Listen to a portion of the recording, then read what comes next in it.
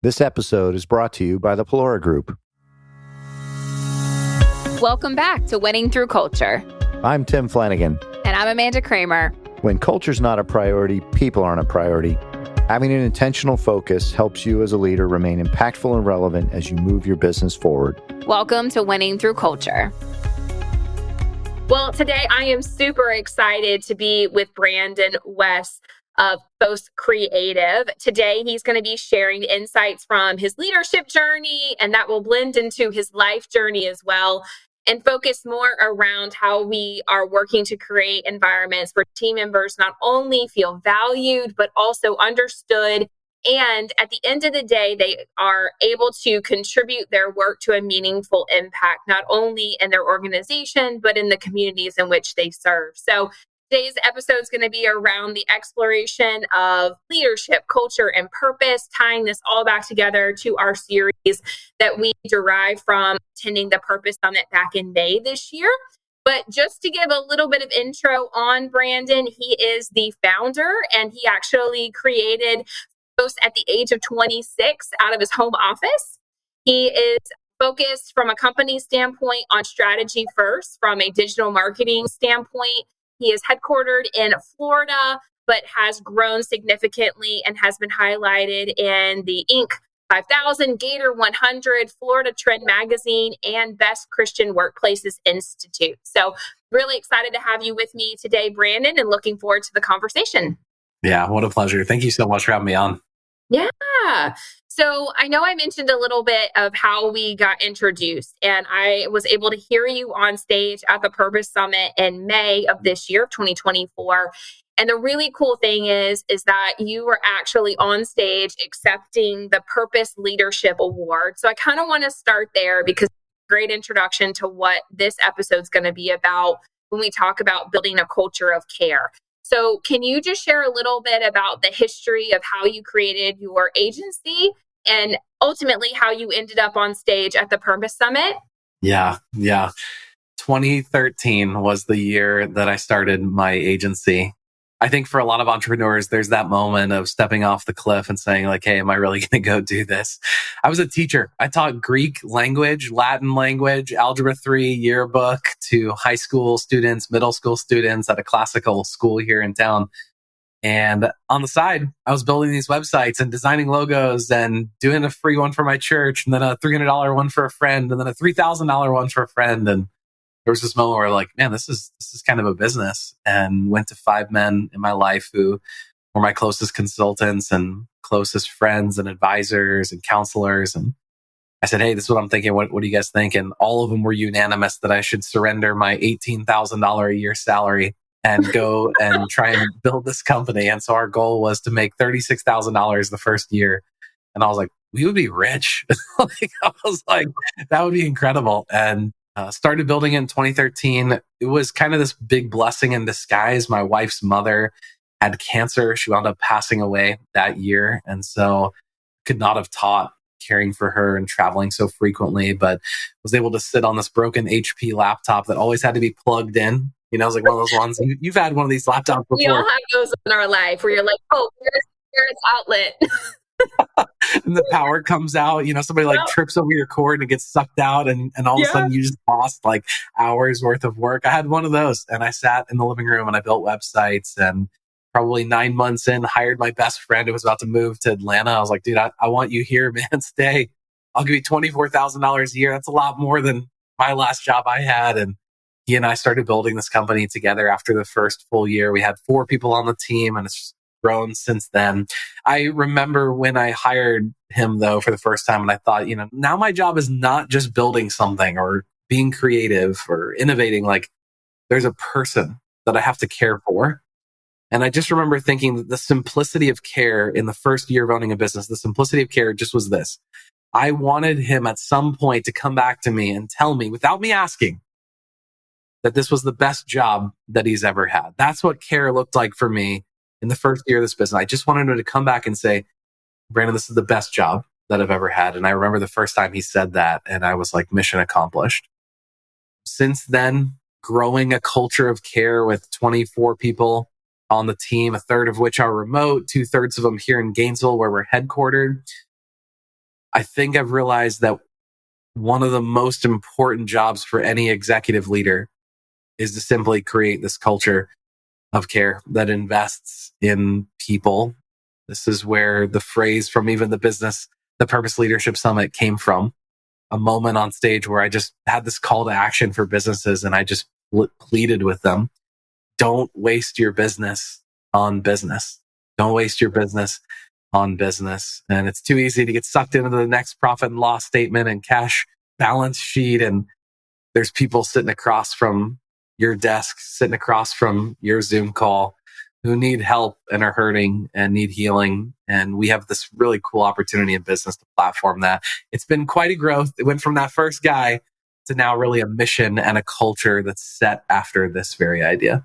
Yeah, well, and it's interesting that you say it that way, that in the beginning, it was very simple, that you just wanted him to say that it was the best place that he could possibly be.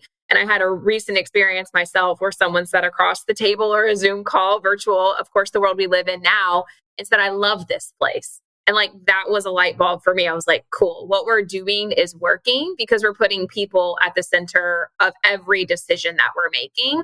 And at the end of the day, yes, we do need to be profitable as a business organization. But if we are able to be attuned to that person and what they need right now, the journey will get us there. The results will follow if we're able to just simply put that person first in that moment and in the collective organization. So I love that so much.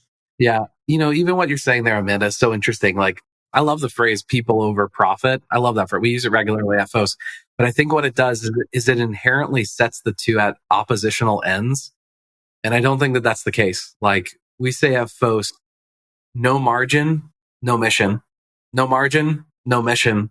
These aren't opposed to each other. Actually, one fuels the other. When I pursue culture, when I pursue care, when I pursue the ministry that we feel called to, when I invite people into that as a team, when purpose is at the center, it actually fuels this employee engagement that as long as the business model is strong, that's still on the table. Your business model could still be hot garbage.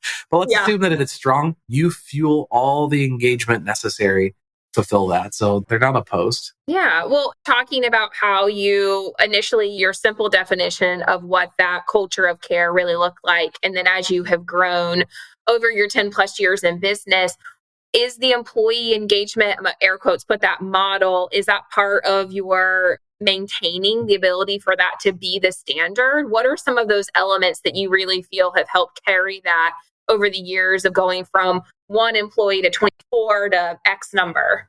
Yeah, I was recently studying this concept of a maturity model. And you could apply a maturity model to any business practice that you would like to. We were applying it at the time a week ago to strategic planning and how a business goes through this maturity model of strategic planning, where in the beginning, you're like, somebody says like, you should come up with a business plan. And you're like, no, thanks. I ain't got time for that.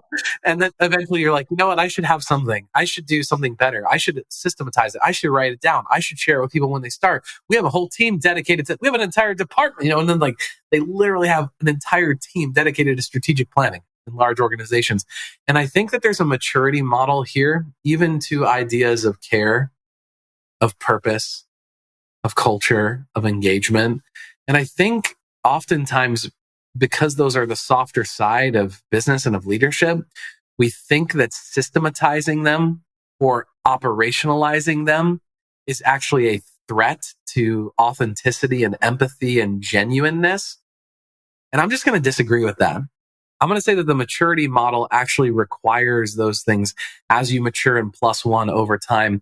5 years ago, we had an annual primary objective where for an entire 12 months, we have one every single year, but for an entire 12 months, our annual primary objective that year was 2 words: operationalize, BAM. Operationalize, BAM. BAM for us stands for business as a ministry, where for an entire year, all we wanted to do was say, how do we put this into practice?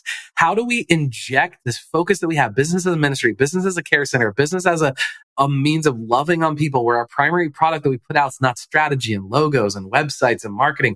It's actually care, love, and ministry. How do we inject that into the DNA of everything that we are as a business? And so for an entire year, we set our eyes on that. And from that came all these cool tools and practices and a culture of pursuing this. And every single year where we put in place one of these annual primary objectives just carry really, they just begin to stack. And now we're creating this culture of all these different annual primary objectives that we had last year.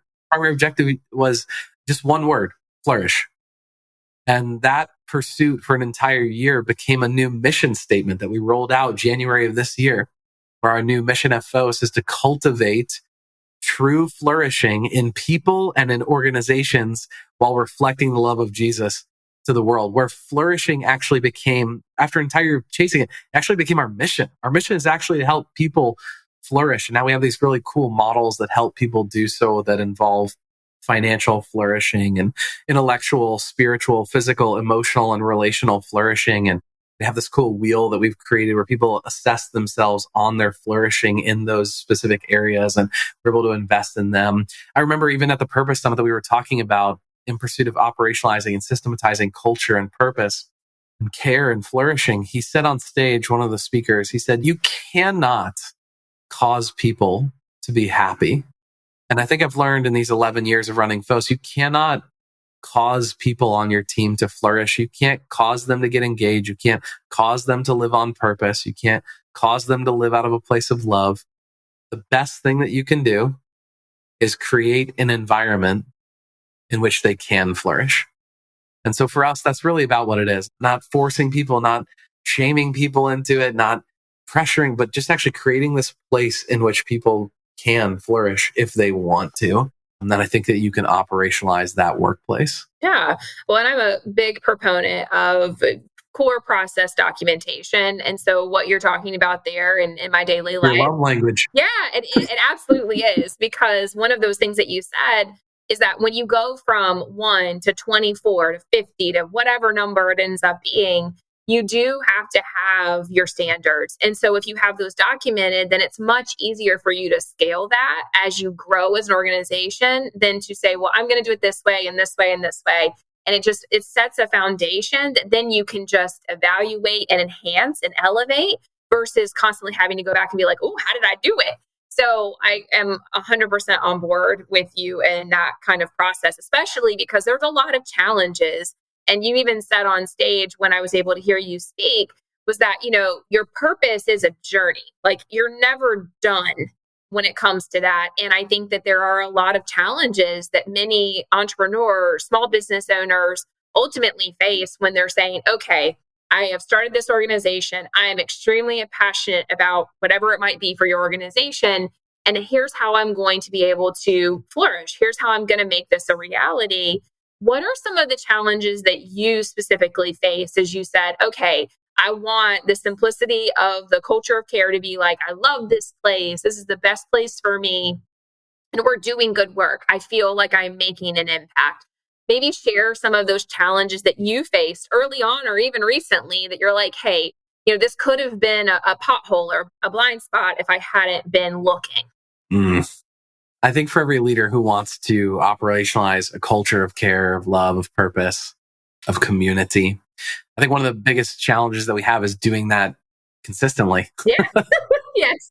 It's easy to forget. It's easy for someone to be overlooked. But creating some of those processes, like you said, actually allow us to do that.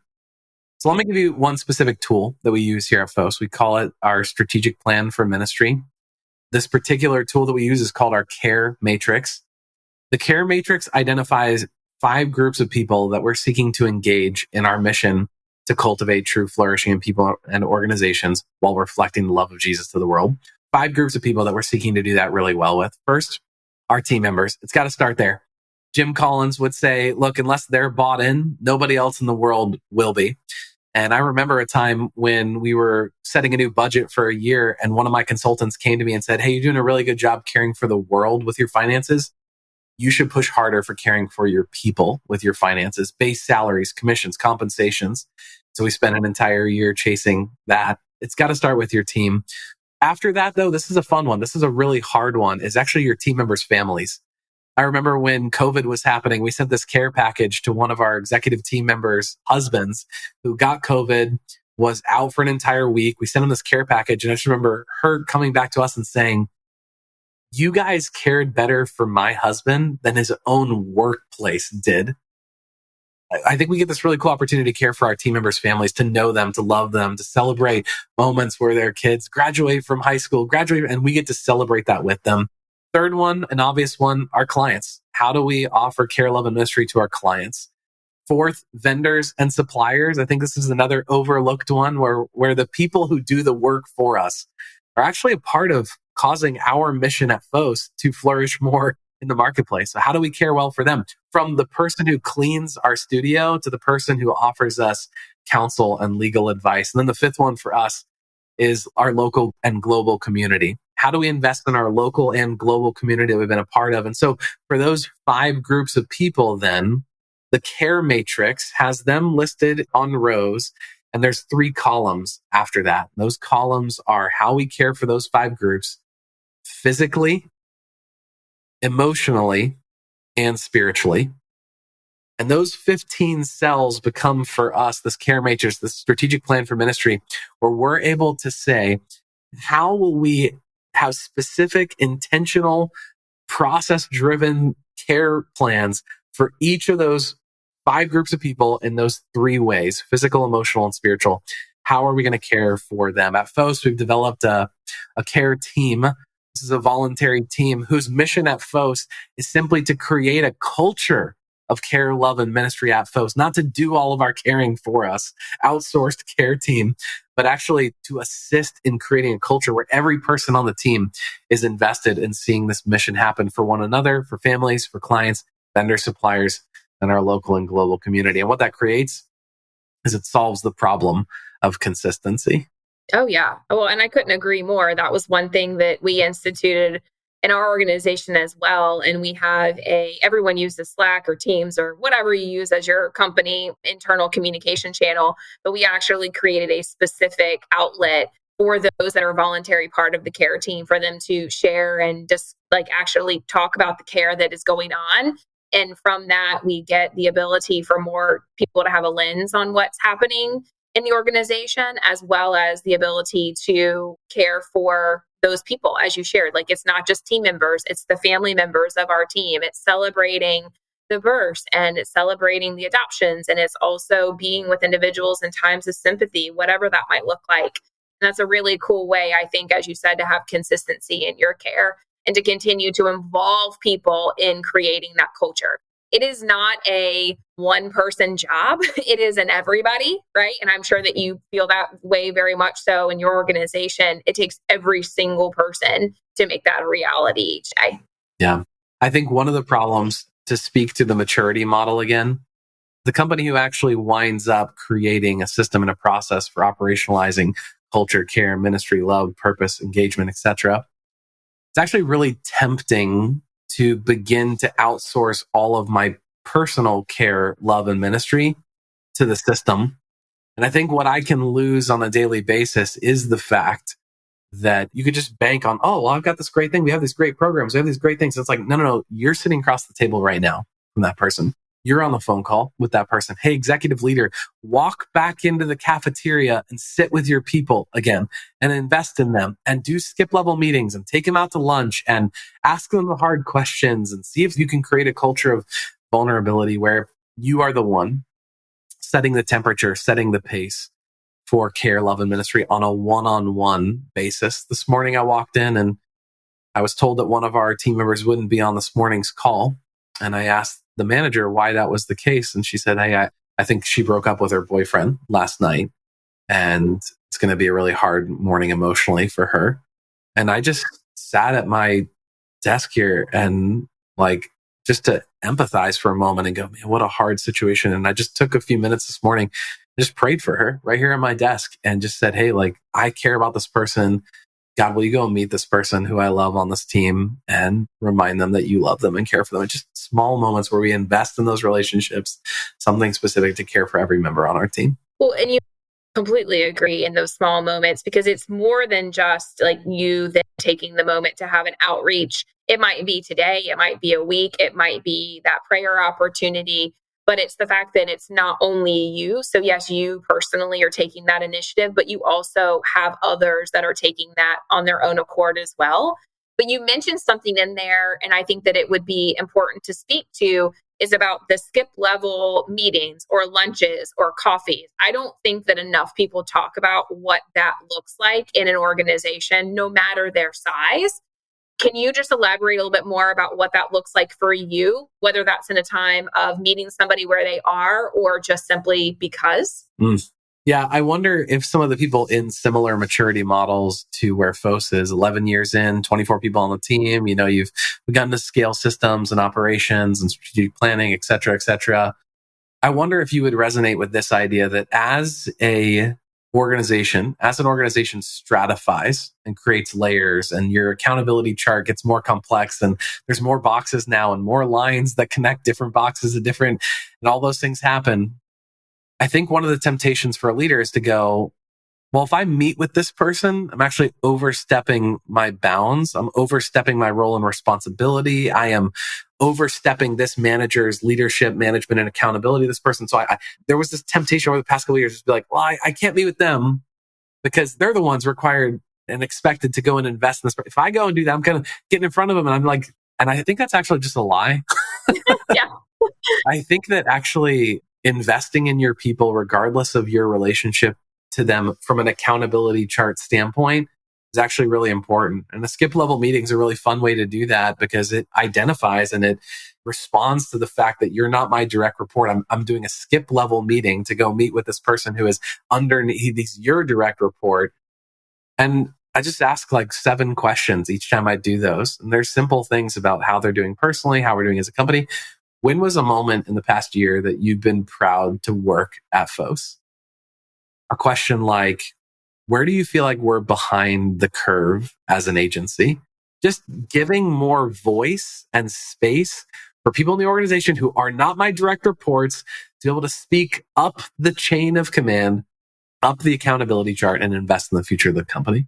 Yeah. Well, and it's just really cool because you at that level, whether it was intentional or not, you were bringing yourself as the founder, creator, all the roles, all the hats you might wear. You were literally making yourself just human for them, right? So they might, again, I'm sure you have great relationships with everybody that's in the organization, but as a small business grows, you tend to, you stratify and you get more layers and it does become like, oh, okay, the new person sitting down with the CEO or the founder, that could be an intimidating environment. But if you're stripping away the roles and responsibilities and you're simply just asking for their input, you're bringing it back down to we're just going to be human together. And I want to know about you. I want to know what's going on with you personally, professionally. And I want to know how we can create a better or more thriving or flourishing, to use your word, culture as part of the team. So I think that's really important. To make it as practical as possible. Yeah. And I'm a visionary on the team. I'd love to just say all day, let's just go create culture. And then I have people come to me afterwards and go, how can I do this? Yeah, absolutely. Yeah. Every Monday morning, we have a meeting at PHOS where as people join the call, I greet them by name. Every person. Hey, Amanda, welcome to the call. Good to see you. Connor, great to see you this morning, man. Hey, Angel, how's it going? Every single person greeted by name so that they know, like, I see them specifically, not just like, hey, team, welcome to the call. Let's get started. I greet every person by name.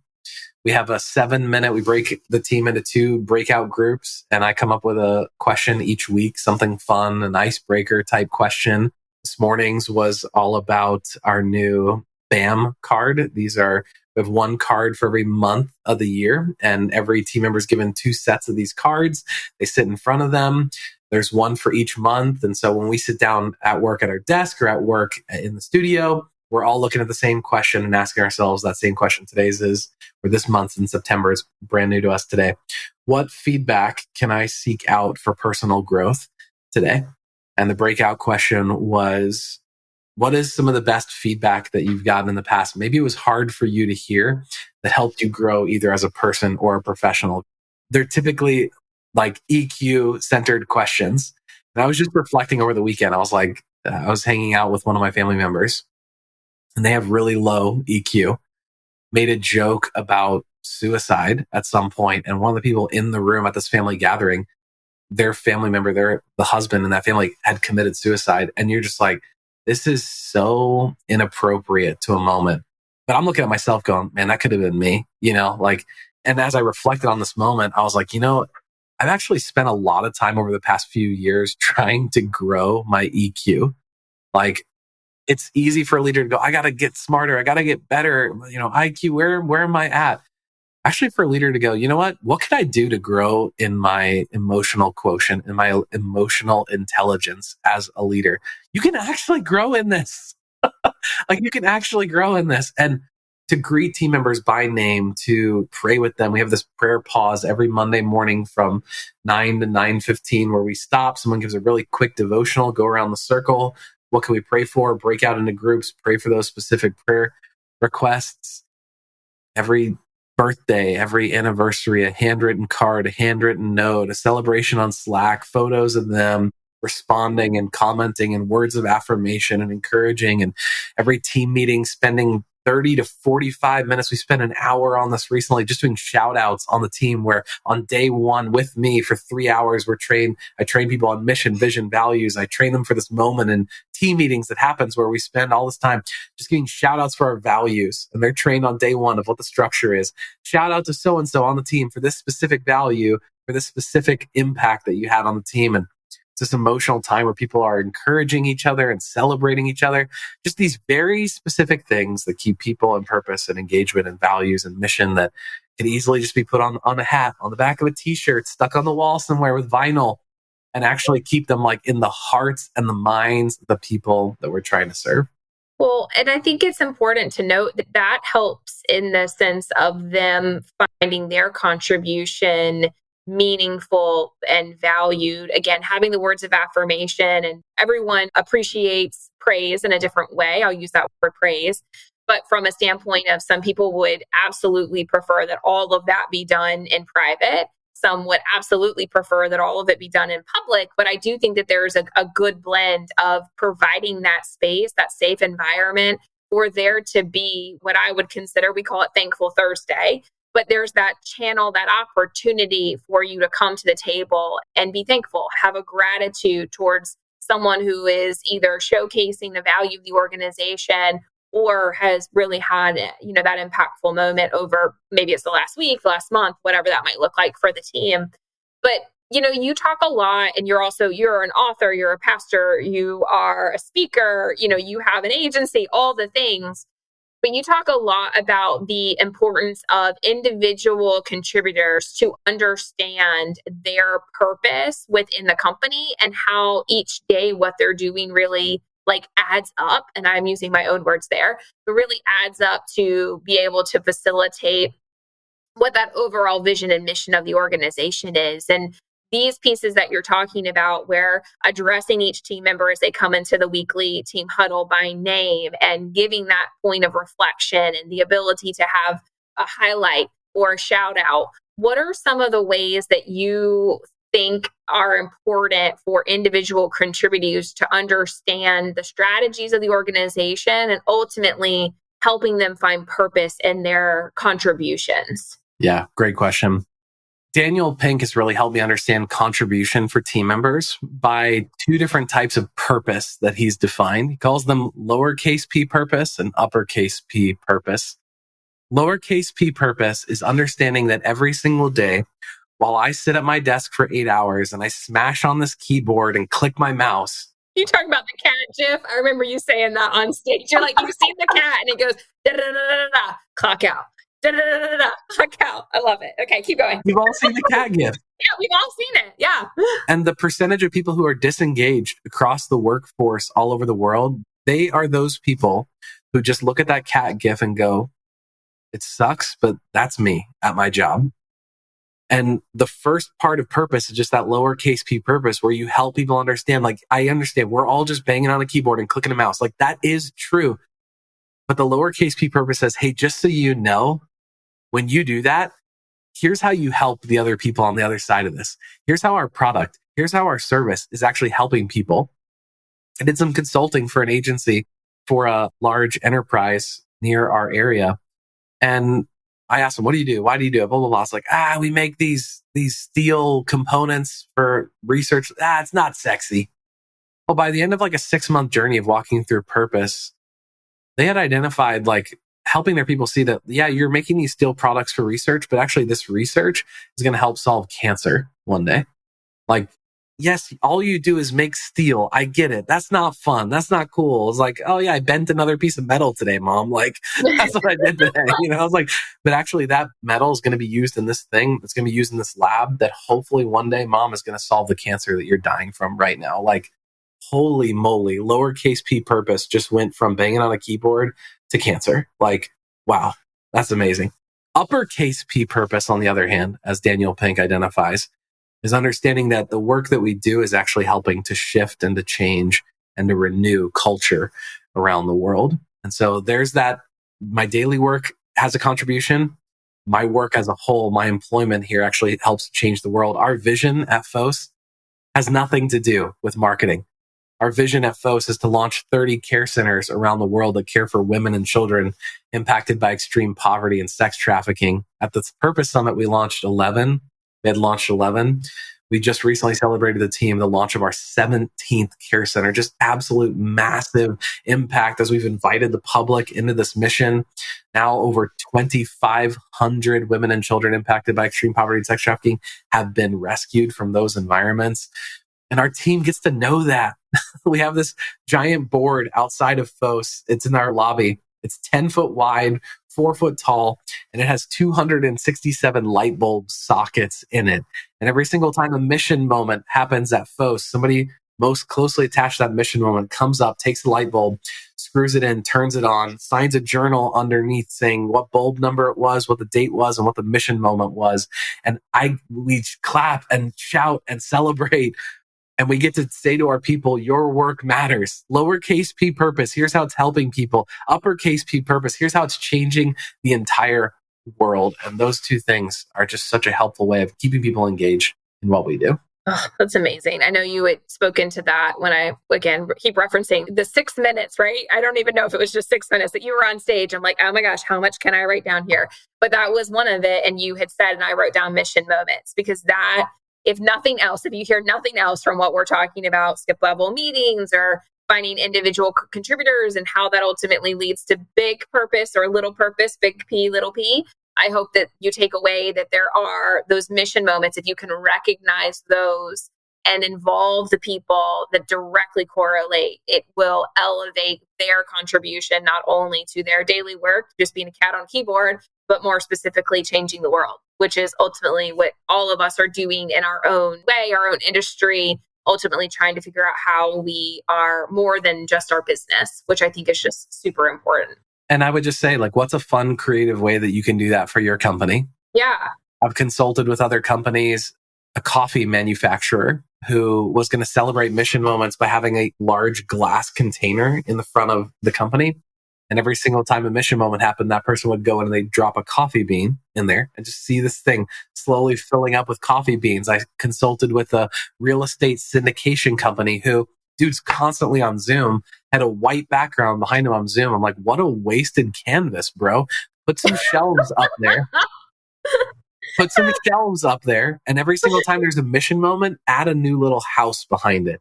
Yeah. And then over the next few years, fill up these things with all these little houses that speak to real estate syndication and your impact in the community. Like, what's the creative way that you could celebrate mission moments in your company with some sort of visual scoreboard that helps people identify their impact?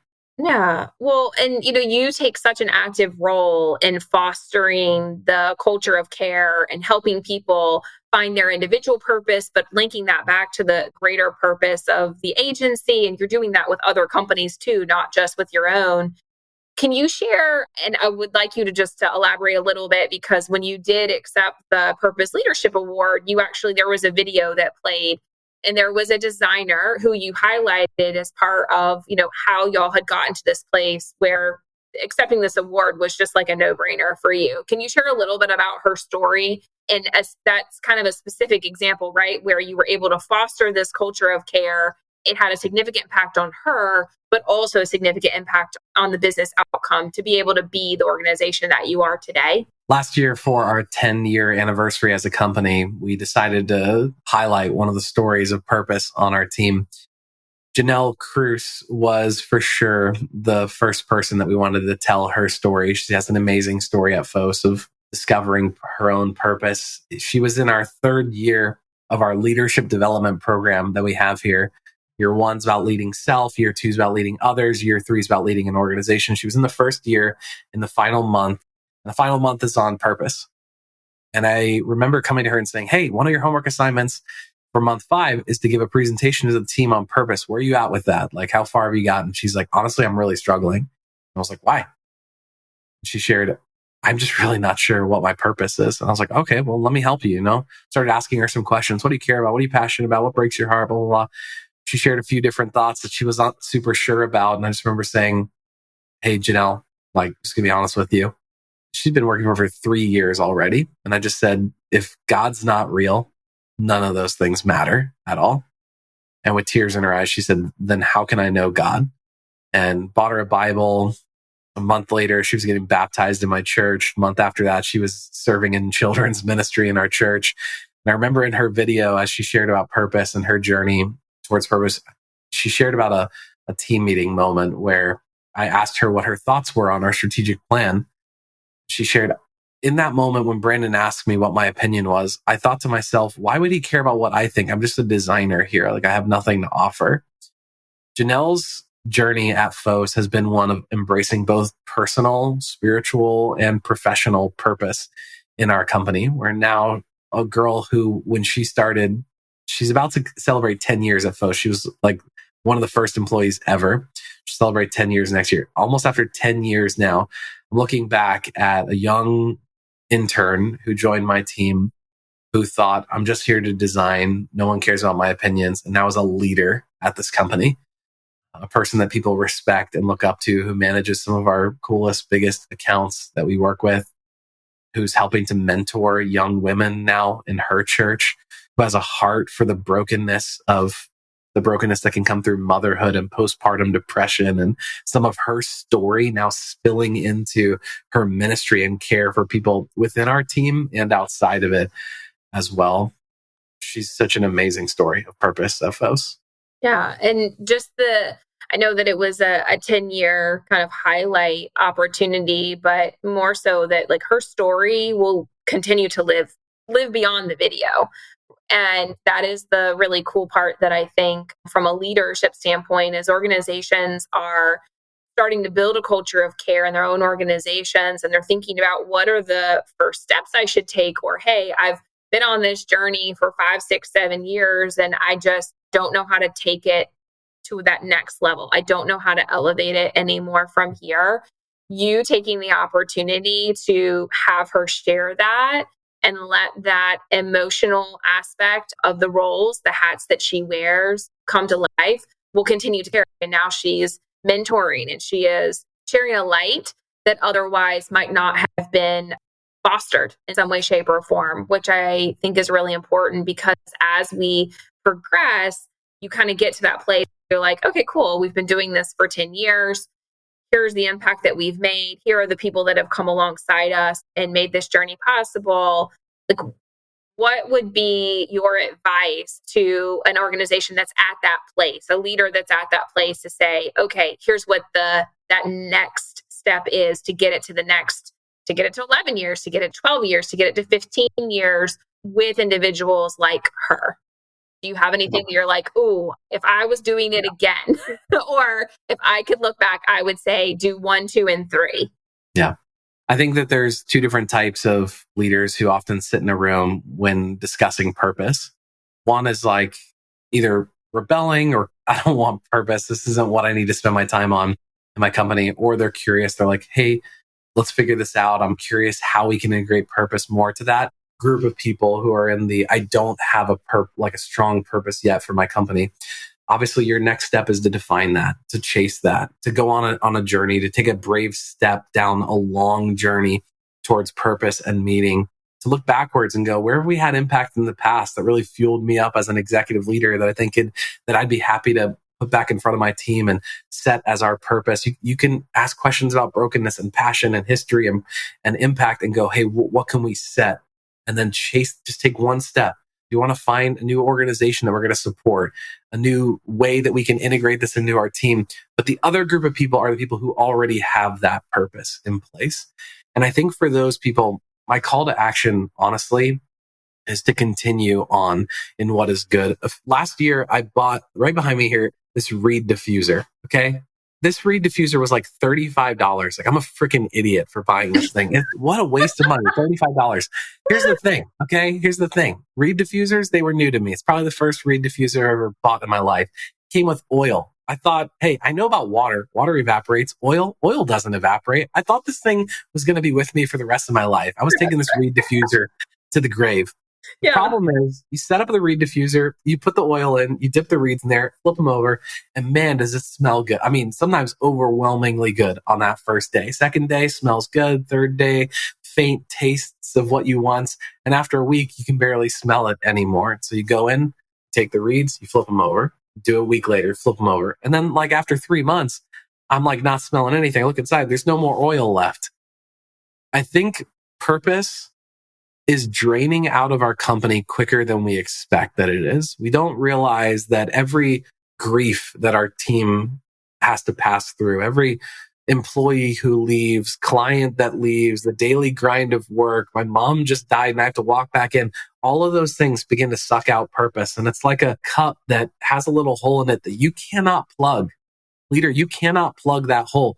You actually just have to be filling it more than what's coming out. And so for leaders who are saying, hey, I have a purpose, I would just tell you, like, man, go flip over the reeds again. Where has your organization lost that strong scent of purpose? You can walk back in, flip the reeds back over, pour in some more oil, pour in more than is coming out the other side of it. Do not grow weary in doing what is good. If you have a mission worth chasing, then you have a mission worth guarding and keeping in your company. And it's good for you and it's good for your employees to keep those reeds flipped over. You put that beautifully. And it just reminds me, and we did not plan this at all, but I use a very similar example talking about having a cup with a little, I've called it a pinhole in the bottom. And so we utilize a tool, as many organizations do, but an assessment tool called Working Genius. And it's all about how you find purpose and joy in the work that you do. And if you can spend 80% or more of your time in that area or in that stage of work, because there, of course, is a cycle to all work products, then you will be the most productive and joyous in that space. And so it's like, seriously, a lot of people think pouring purpose is like pouring it into, and you can use whatever brand. This is not sponsored, right? But like a Yeti or a Stanley, like you pour it in there and you don't have to think about it. It's going to stay hot or cold, depending on what type of beverage you like, for a really, really long time. And a lot of people think that purpose is in that stage. And you're like, wait. It's somewhere between pouring it into a ceramic coffee mug, like you just lifted up, because you have to go reheat that. Like, it's not going to stay hot. We'll just use hot as the example. It's not going to stay hot for a really long time. It will for a while, but like you're going to have to eventually go and reheat it. But then it's like, if you're pouring it into a paper cup with a little pinhole in the bottom, like you don't even know that the pinhole might be as big as it is, but it's like a slow leak and the cup is clearly going to disintegrate. You have to spend time focused on where you're pouring your liquid. So in this case, where are you pouring yourself as a leader?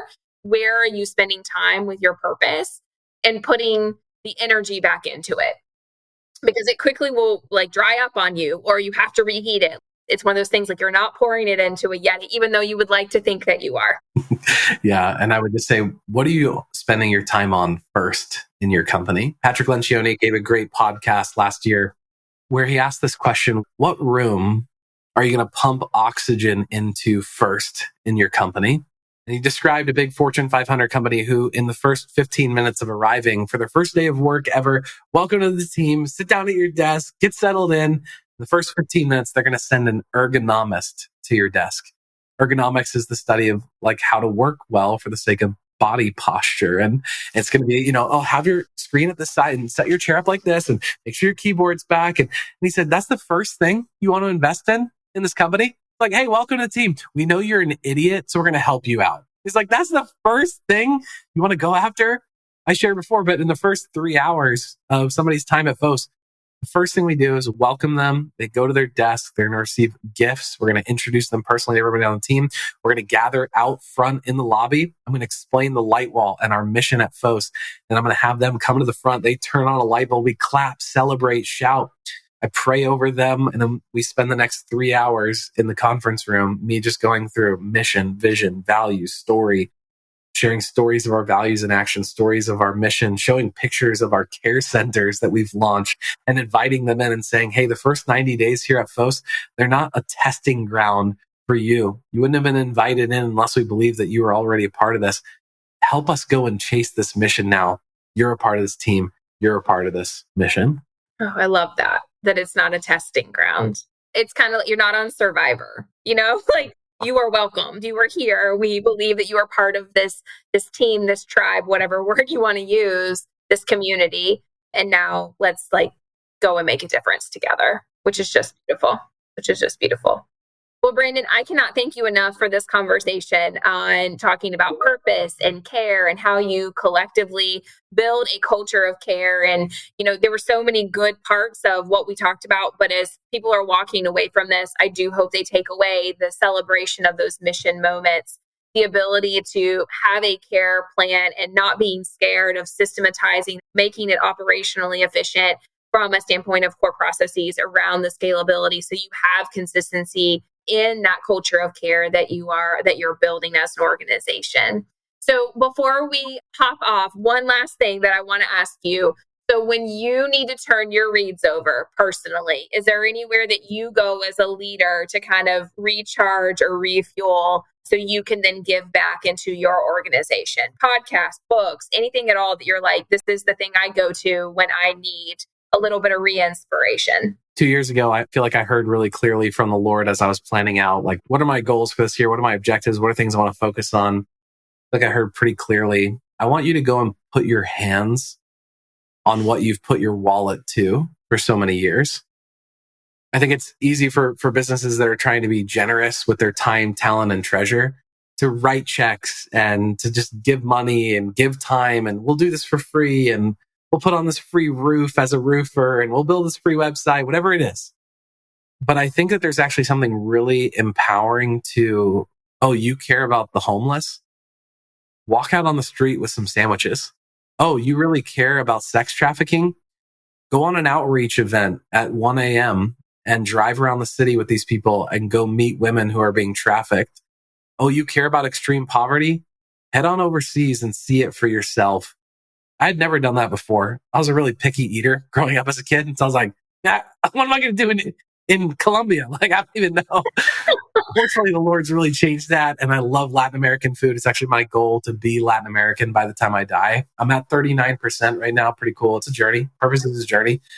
And for the past 2 years now, I have each year taken a vision trip with Compassion International to go see care centers. And this year we got to see ones that we actually help fund the start of and walk into these communities and go into the homes of a mom who has a kid who's in extreme poverty, who's in the Compassion Care Center, get to hear her story and really see what extreme poverty looks like, but feel it as well. When I understand that poverty is not just financial, it's emotional, it's marital, it's relational, it's intellectual, and how we're helping to change that.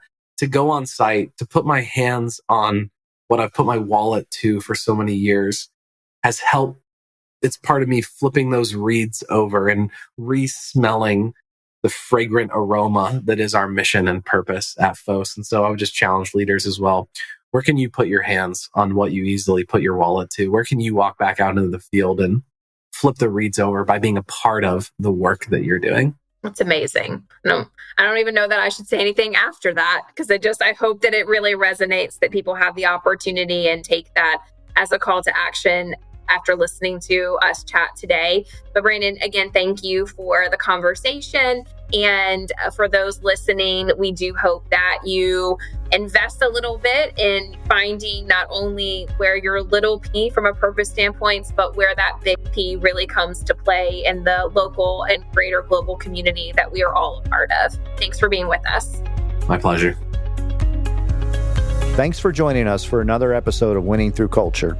Until next time, stay intentional, be impactful, because your culture matters.